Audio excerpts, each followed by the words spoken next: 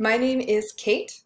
I am a mom, a wife, I'm an English professor, I'm a poet, I'm a lover of animals and nature and yoga, and I'm also someone who has been living with chronic illness for over 15 years. There have been a lot of ups and downs in my road, and the one thing that I've learned is how important mindfulness and self-care and reflection are to well-being and also controlling the autonomic nervous system to the best of our abilities. So I'm making this channel to share what I know. I'm not a psychologist or a doctor.